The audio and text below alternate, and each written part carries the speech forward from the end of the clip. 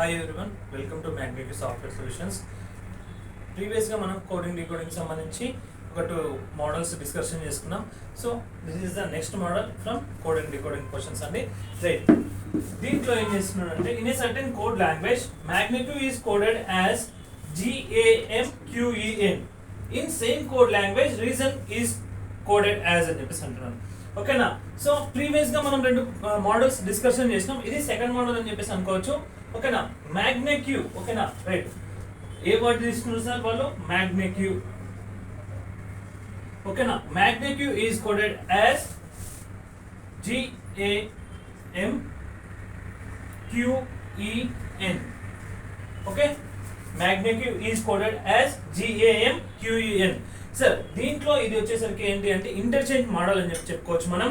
So interchange మోడల్లో మనం ఏం చేస్తాం సార్ అంటే దీంట్లో ఉన్నటువంటి లెటర్స్ ఏవైతే ఉన్నాయో, ఓకేనా, అంటే ఈ Magneq అనేటటువంటి వర్డ్ లో ఉండేటటువంటి లెటర్స్ ఏవైతే ఉన్నాయో వాటిని ఇంటర్చేంజ్ చేశాడండి.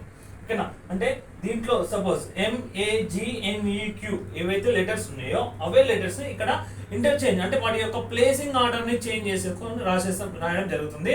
సో ఒకసారి చెక్ చేద్దాం దీన్ని ఎట్లా సింపుల్ గా చేసుకోవాలి అనుకుంటే, సార్ ఇక్కడ ఉన్నటువంటి వాటికి నెంబర్స్ ఇచ్చుకోవాలి. అంటే ఇక్కడ M ఫస్ట్ ప్లేస్ లో ఉంది కాబట్టి దీనికి first number, A second place లో ఉంది కాబట్టి second, and G third place లో ఉంది కాబట్టి third, N fourth place, and E fifth place, and Q sixth place లో ఉంది కాబట్టి అట్లా. అంటే ఈ వర్డ్ లో ఉండేటువంటి లెటర్స్ కి ప్లేసింగ్ నెంబర్స్ ఇచ్చుకుంటున్నాం. మనం ప్రీవియస్ క్వశ్చన్స్ లో ఏం చేసుకున్నాము అంటే ఆల్ఫాబెటికల్ ఆర్డర్ లో ప్లేసింగ్ నెంబర్స్ ఇచ్చుకున్నాం. కానీ ఇక్కడ ఏం చేస్తున్నాము అంటే ఈ వర్డ్ లో ఉండేటటువంటి లెటర్స్ కి ప్లేసింగ్ నెంబర్స్, అంటే ఈ వర్డ్ కి ప్రకారం మనం ప్లేసింగ్ నెంబర్స్ ఇచ్చుకుంటున్నాం. సో M ఫస్ట్ ప్లేస్ లో ఉంది, అండ్ A సెకండ్ ప్లేస్ లో ఉంది, G థర్డ్ ప్లేస్ లో, అండ్ N ఫోర్త్ ప్లేస్ లో, E ఫిఫ్త్ ప్లేస్ లో, అండ్ Q సిక్స్త్ ప్లేస్ లో ఉండడం జరిగింది. సో ఇట్లా ఇవి కూడా రాసుకుంటున్నాం.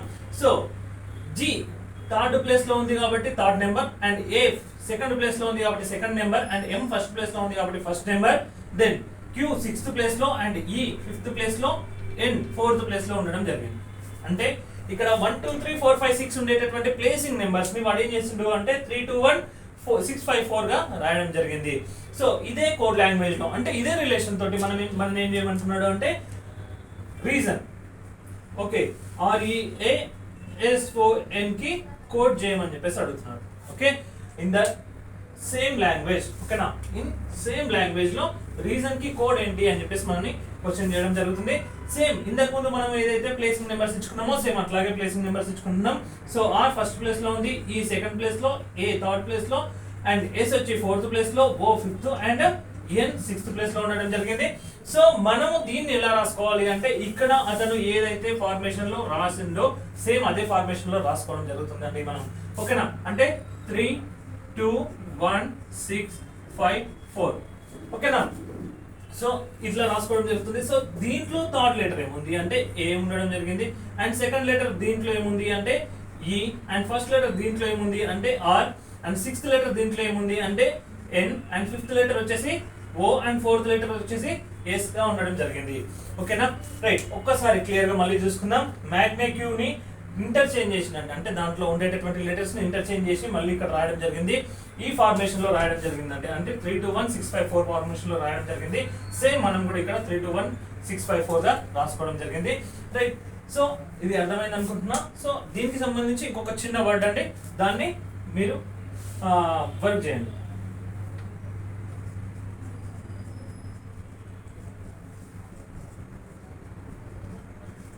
సో యాప్టిట్యూడ్ కి ఆన్సర్ చేసేసి నాకు కామెంట్ సెక్షన్ లో చెప్పండి. Thank you.